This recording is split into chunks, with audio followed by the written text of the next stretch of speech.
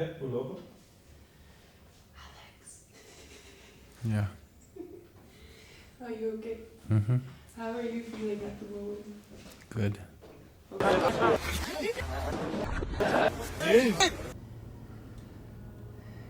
Good morning. Good morning. Can you describe to me how you feel at the moment? I feel very weak and vulnerable. Okay. Well, I'm happy to do this and be here. No, but it's okay. It's okay to be weak and it's okay to be vulnerable.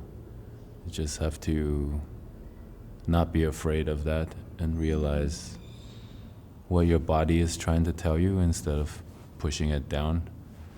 So I just have to accept it, and then I think at every hour of the day your body is a different person. So it's telling you signals, and a lot of times we ignore those signals because we want the body to do what we want, which is wake up, go to work, and like function, make money, and then like come home, I don't know, fulfill the duty of a boyfriend, and go to sleep and then repeat, or you know, fulfill the roles of a son or a brother or father, you know. But you don't have to do all those things at the same time. It's more like there's a different hour for a different you to access. So when my body is telling me that you need to chill and you need to be, you know, rest or sleep or not do anything, or you need to cry or you need to yell, or I just listen to it. And of course, sometimes it comes out the wrong way when you're dealing with other people, because not everyone understands what you need, and you have to communicate that. Yeah.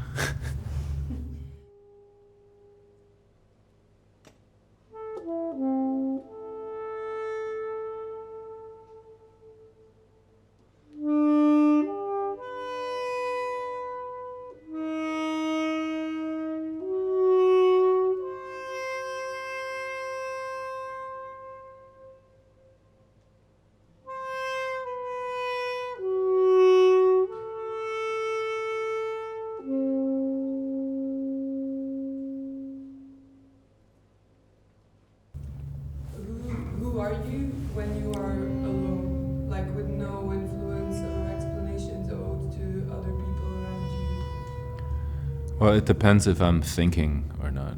If I'm not thinking, then I'm very lazy.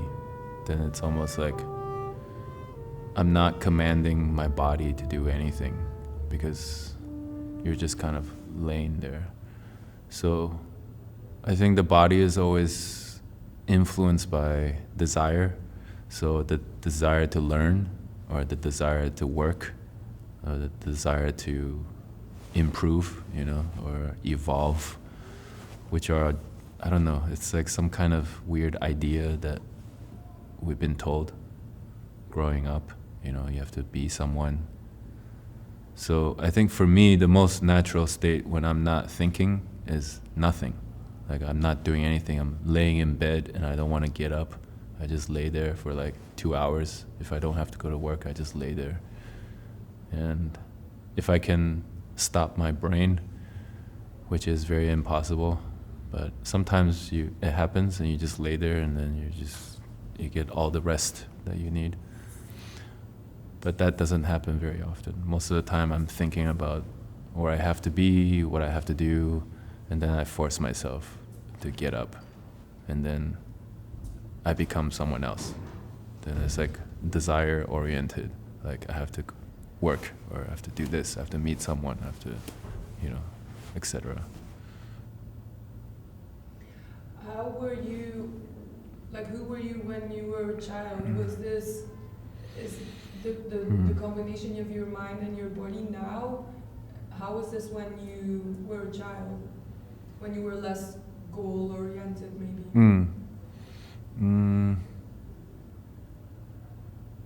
I guess it depends on like what age. Like each phase is different, You know, obviously, like the early ones is just, I don't remember, you know, like from age 5 and on, like it's like anything before age 5 I can't really remember. It's more of a memory being told by my parents or my sisters, you know, oh, look at this photo, like we did this and, you know, we went there. And for me, it's like I don't remember at all. It's just, this memory is completely input, like a data input, you know. So it could be fake, I don't know. If they're lying to me, I wouldn't be able to be like, find out if it's real or not, you know. So, and then later on, it's, I don't know,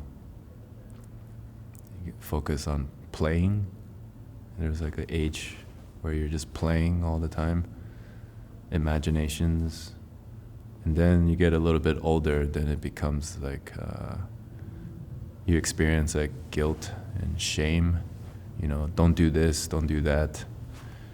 And you also, it's like the first time you go outside of your family and you meet other kids and you realize your reality that you have with your family gets kind of broken down.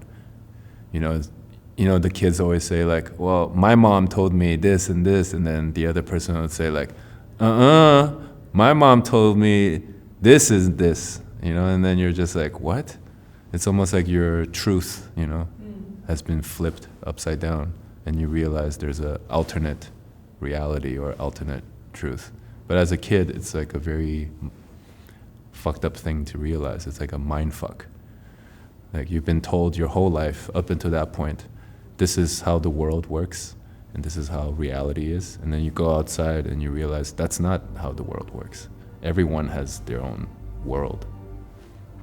But of course, we don't know that when we're that age.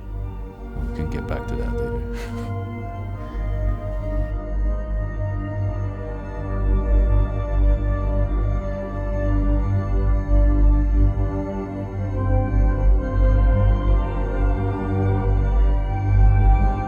Well, it's a very long process because first of all, you don't realize that your reality is being altered by all these different people. First by your parents, and then your siblings, and then your relatives, and then your friends at school, and teachers as well. People that you first like admire from far away, that you like at school. It depends on whether you're accepted by that person or rejected by that person. Like all of these things kind of like, it's like multiple choice, you know, like choose your own adventure. It kind of like the reality from that point on splinters, you know. Do you think that's the first phase of creating an alter ego? For sure, because The closest shield, maybe? yeah, because if you got rejected, then your ego is protecting this like very vulnerable person. So you become more defensive or harder and impenetrable because you don't, the idea of the ego is you don't ever want to feel that way ever again. So you erase that part of yourself. Like, I'm never gonna let anyone make me feel that way again. And then if you get accepted, then it's the other way. Then the ego goes up. And then you feel like you can do that with anyone, and you feel like everyone loves you, or anyone, you know. I don't know. It's like it depends. It varies depending on the person. It's all different. Everyone is different. You know?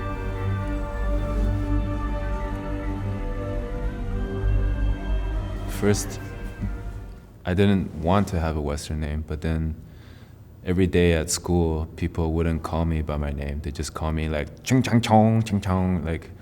Every day, you know, like after a while, it damages your psychology. Like you're going to school every day, and no one is calling me Hungtai. They're just calling me like and after a while, you just get really depressed as a child. You know, I told my mom like I want an English name, and she's like, "Why?" I was like, "People are making fun of me like every day." And then we were watching TV, and like. There's a TV show called Family Ties, and with Michael J. Fox, and his character's name was Alex, so I just picked that name just for convenience, you know. How old were you then? I was 8. So from there, it's almost like another split of reality. It's like now I have this name that makes me more acceptable to North American society. And it's like it buys you more time in a way, you know. And then I had to like learn English really fast. Like we moved there, I didn't even know the alphabet. I didn't even know A, B, C, D. Like ABC was the only 3 I knew.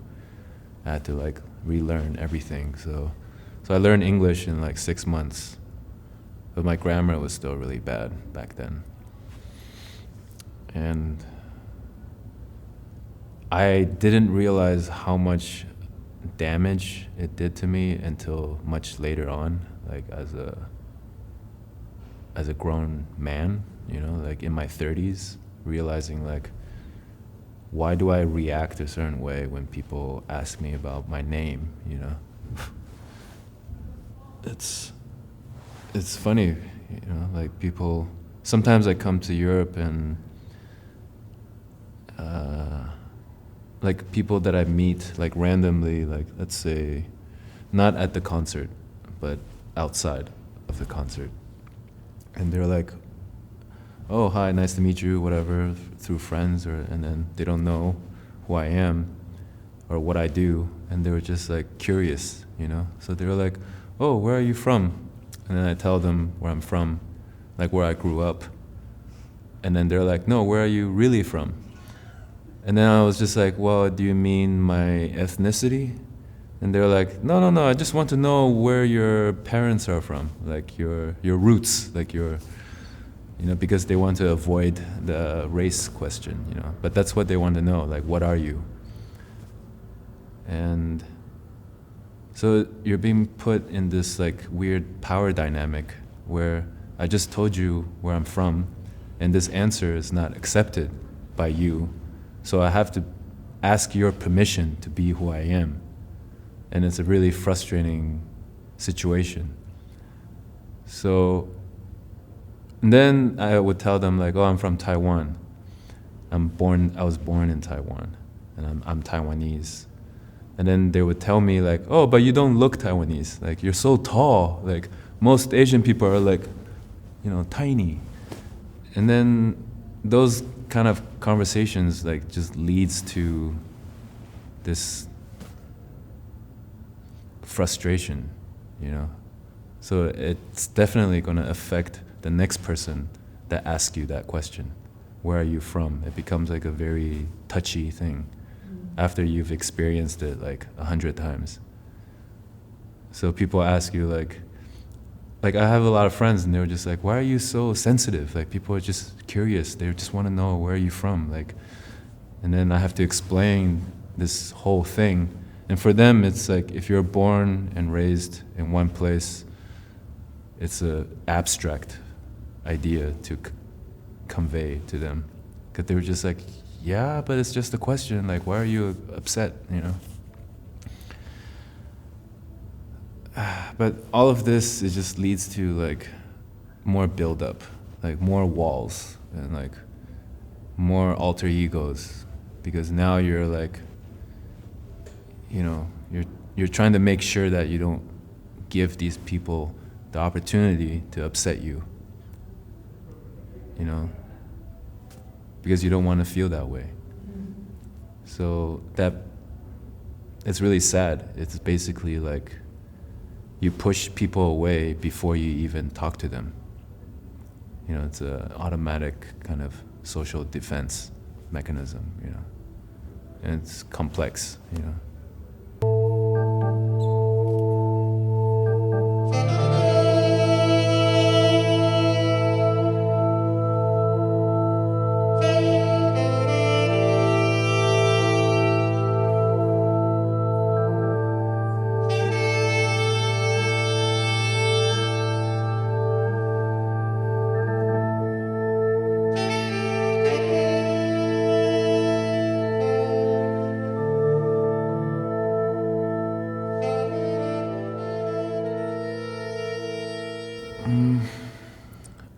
I don't know, I'm kind of curious about this kind of self-visualization, because in my mind, I don't think that I'm a very tall person.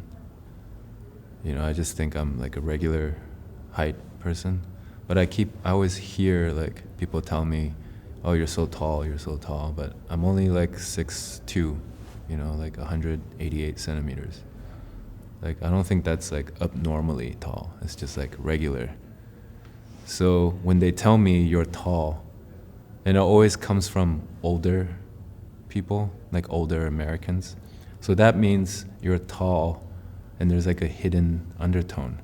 And I finally understood what that undertone was, which was they reveal their thinking when they do this. They're like, oh, you're so tall, because usually you people are like here, but you are different, you know? So it's like, so you just look at them and you're like,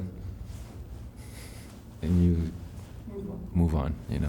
So I think for everyone, it's like we're always doing these things that takes us further and further and further away from who we really are. Like all these things that I just described, it's like a gradual process of making yourself distance further and further from yourself until you don't even see yourself anymore. You know, and that's the fucked up thing. And one day you're gonna like wake up, or because of the help of someone, make you realize certain things. After you live your life in a circle, you know, like same things are repeating. So when things are repeating themselves, they become a hint, which means something is not working.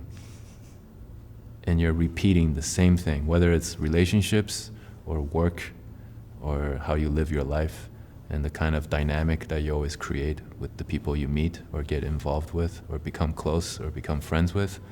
How come like somehow it always repeats the same ending? Different people from different places, you get together, they get close to you, and then something happens, the same thing.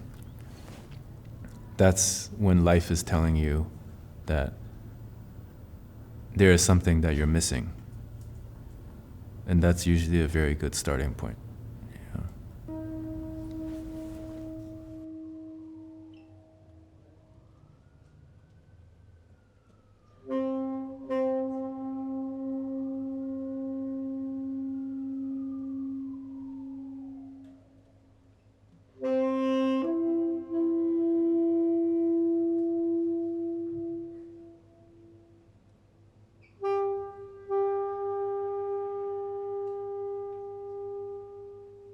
I mean, I don't even know like who I am. That's the problem. It's like, for me, it's like every year and everything that I try to study or read, you know, like Carl Jung or Joseph Campbell or, you know, Dao-De-Jing from Lao Tzu, you know, like ancient texts or mysticism or anything. It's like, that's how you try to like see that there's other people in different times in history and different culture, and you see this kind of parallel where everyone goes onto this journey, and the journey is to break free from an illusion. You know, like the Buddhist talks about that. You know, and the same thing with the Bible, you know, and the Quran, they all talk about the same thing. It's like, until you see the true words of God. But people misinterpret it, you know, and it's being led further and further away from us as well. We're becoming further and further from ourselves, which is where God presides. It's where God lives. Like God is you, God is me, God is everything around us. But we think of it as this external, extraterrestrial like thing in the sky. You know, it's not. Yeah, I mean, yeah, it's in the sky as well, but it's also in the earth. It's also in people that we meet. It's in every living thing, you know, on this planet. And we don't see it because how can we see it? We don't even see ourselves. You know, it's like It's like you're asking someone with myopia, you know, take off your glasses and try to see like very detailed words like from very far away. Like you just can't. It's like almost impossible, you know.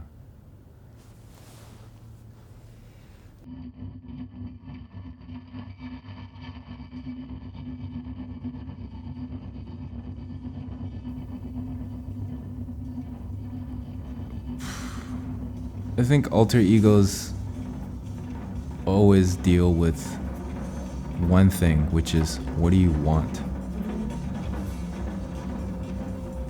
You know, it's like you want to be more courageous, you want to be more fearless or whatever, you know, it's always a desire. It's like, give me this power so I can be this thing. Give me what I don't have. Give me. And that's what an alter ego does. It's your shadow. But like what I was saying earlier, it's like you go through this whole round. Because once you get what you want, you're bound to make mistakes because that's what humans do. You know, we're just not built in a perfect way, you know. It's like when you're given power, you're going to abuse the power.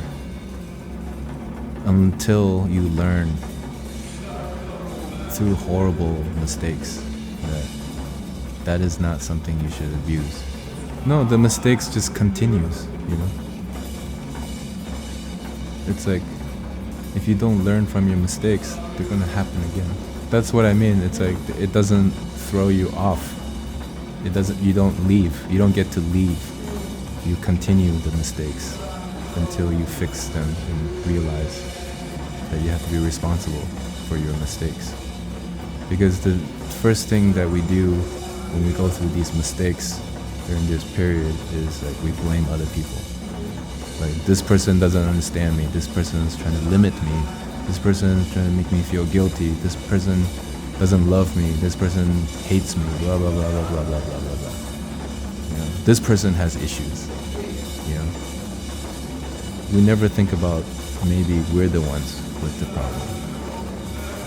And then when these problems stop repeating, that means you're starting to change, like you're starting to take responsibility for your own behavior. And that's the return. So you go into the abyss and now you're crawling out of the black hole, which is very difficult. And some people don't make it back. So you crawl out of it and you're like, okay, how do I get home from this fucking mess? And then the next thing you realize is like your magic is gone because you're no longer in that black hole, that well of like unlimited power. You're back to your conscious self, the person that's limited and full of complexes and like. But now you've gone through this adventure in life, so you're like, no, it's not true. You know, like you tell yourself, like, I've done it before, so there's got to be a way that I can do it again. But I just want to do it differently this time. And I don't know if desire is what I really want. You know, like, maybe I need to ramify certain things. It's kind of like alchemy, transmutation. Mm-hmm. So this process is incredibly difficult because life will give you that automatically. Someone that you know will die, and that's a fact. You just don't know when, and usually that's when they come. Someone you know dies, or you get hurt so bad by someone who was in the place you were, someone who's fallen in that black hole, and then they just treat you in this horrible way because you're this devil. Because they can't see you, they're trapped in their own reality, you know? And they hurt you and they stab you, and then you're like half dead and thinking like, I'm just trying to open up, you know, like trying to experience life. And then this transmutation is exactly what it is. It's steel gets pounded over and over, folded back and forth, and burned by fire, forged by fire.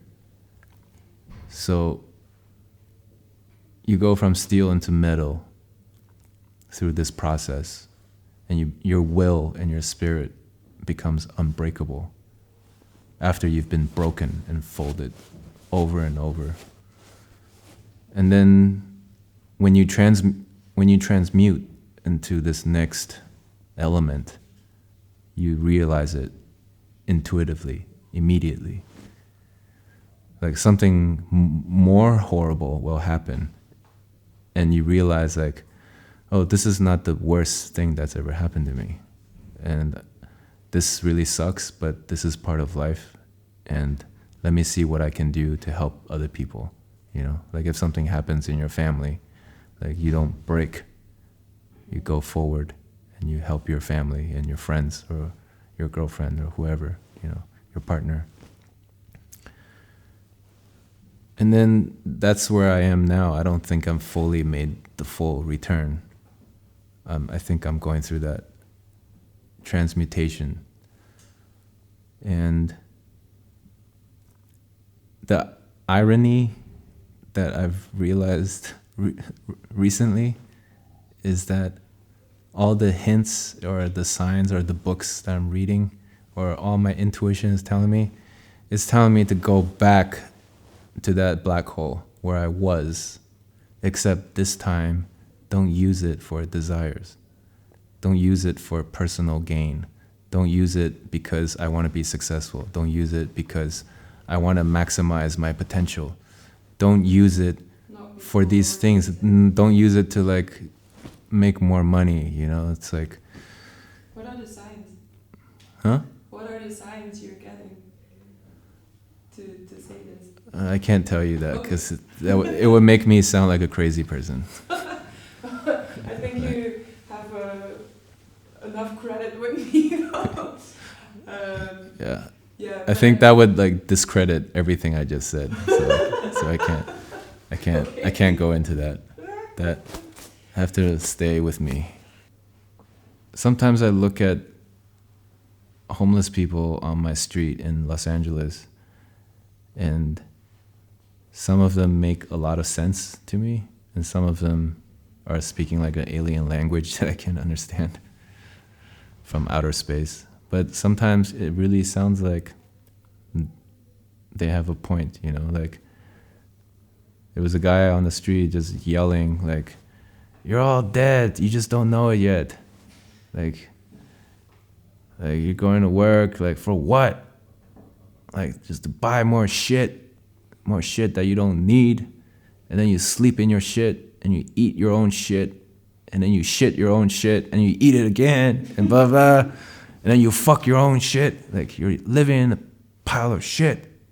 Like everything's fucking shit. And then just like I remember just standing there, like listening to him. I was just like, well, that's not crazy talk. That's kind of true, you know.